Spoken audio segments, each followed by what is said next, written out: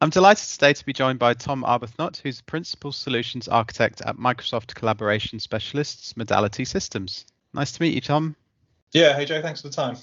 Could you just start by telling us a little bit about yourself, please? Sure. Yeah, so I actually came up through kind of this technology space through initially working for a Cisco partner in the unified communication space. They're doing Call Manager. They were one of the original launch partners for what was Call Manager. I worked there for about 5 years, and during that time I got more and more into the Microsoft space. So it was Exchange Unified Messaging and then OCS.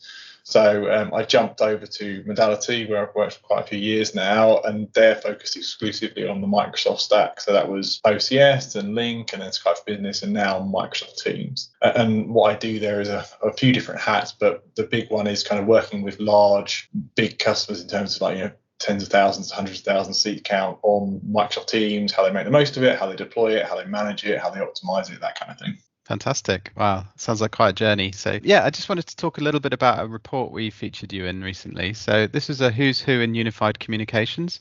This is when we first picked up on you, I think. And we have you down here as a brand employee and industry practitioner. Congratulations for featuring in this report. What did you think of the report, by the way, when you saw it? Yeah, it's really interesting. It's interesting to see how many people there are in the mix there that I talk to on a regular basis. As you say, it's a weird one because I wouldn't classify myself as an influencer in the classic sense of it. But then again, like you say, it's being out there. I do a lot on video, a lot on LinkedIn, and I do work with a lot of different brands and vendors in the space, but it's more about educational content and awareness and networking than classic I think it's classic influencer stuff. But yeah, it's really, there's a good list of people in there. Certainly a lot of those people I talk to on a regular basis. Okay, fantastic. So yeah, I just wanted to also quickly show our viewers a little bit about the profile that we have for you in our platform. And we can see here, this is your audience size and engagement and authority scores. If we scroll down a bit, we can see your post per month, average engagement per post and audience size on Twitter, LinkedIn and YouTube. We've also got your most engaged network here and some of the thought leadership topics that you talk about the most. We can also see that you're mostly engaged with tech professionals, authors and creative professionals in the tech sector, also a little bit in media and finance as well. Brand mentions, no surprises here. Microsoft getting the lion's by Microsoft, what a surprise. 78% of the brand mentions, so that's great.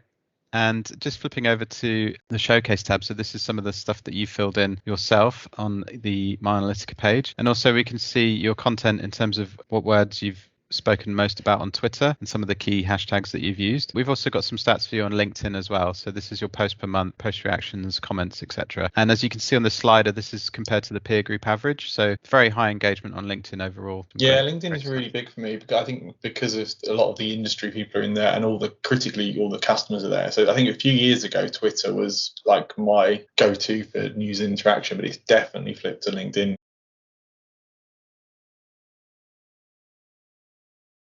Yeah, it's interesting. There's the two kind of quite different key topics, I'd say, what I'm focused on at the moment. So one of them is moving telephony to cloud for big customers. So through the pandemic, everybody adopted a UC/UCaaS platform. Teams obviously did really well, but a lot of that use is meetings.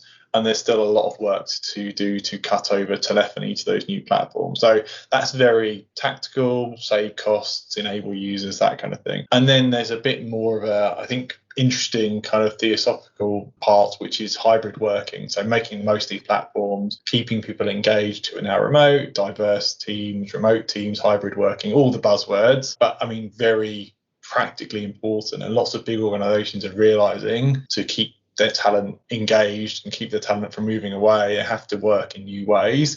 And a lot of those organizations are not used to that culture. So big cultural shift on the whole hybrid working, work out loud engagement stuff. Yeah, so 5 years is a long horizon in tech. So we'll see in 5 years if any of these are true. I think we can definitely see like whereas hybrid working is here and now and video technology and stuff, I think the things that are actually going to shake us up over the next 5 years are artificial intelligence, and I think we're only just seeing the very beginning of that. We're seeing that baked in some of the technology in terms of improving video or improving things like sentiment analysis. But I think where we're going to get to with AI is when you start seeing things like bots and tools that help knowledge workers. So for example, why is there not an AI bot in the meeting taking the actions, chasing people up after the meeting, making your project plan for you, a draft maybe?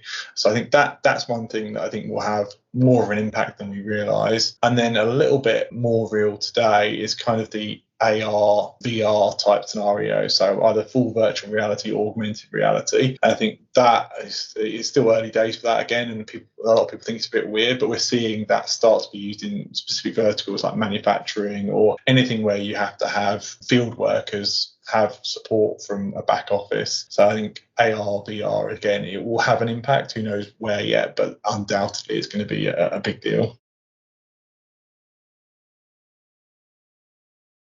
Yeah, it's a very hot space. Everybody has AI something, so it's quite hard to separate the marketing from the reality. But I think on the augmented reality and the virtual reality, it's much more real. So obviously, I follow the Microsoft stuff mostly. So Microsoft, that's HoloLens, and they're doing some stuff in gaming and some stuff in kind of education and some stuff in manufacturing. But it all revolves around more augmented reality, so overlaying, like for example, you're an electrician working on a particular power plant, you can overlay the schematics of what you're working on while you're working on it. Or you're a car manufacturer and you're trying to work out how you tailor the design. Different engineers from around the world can work on the same virtual design and literally kind of step into a 3D render. It's pretty amazing. Wow. I've had a chance to play with the HoloLens, and again, it's early days in the grand scheme of things, but already you can actually, there's some genuine industry use cases there. It's not just hype. So in the Microsoft Teamsy space, it's quite interesting because Microsoft are very community engaged. So there's some people directly in Teams, Caruana Gattimo and Stephen Rose. They're two of the Microsoft people who are really engaged. Outside of that, there's a program called MVP, which is Microsoft's kind of marketing influencer type program. So they award badges for people who are in the industry and are sharing knowledge, training, educating, that kind of thing. So there's a couple of people. There's a chap called Mark Vale who runs a conference in the UK called Comsburst. It's really good. There's Randy Chapman who also works with him, and a chap called Tony Redmond who I think would hate to be called an influencer in the classic sense, but is a really big voice in the industry and a really grounding voice for what Microsoft are saying versus what the reality is. What's been most interesting is, yes, everybody adopted UC, everybody used it at home. There was a bit of, the whole Zoom fatigue, meeting overload type thing.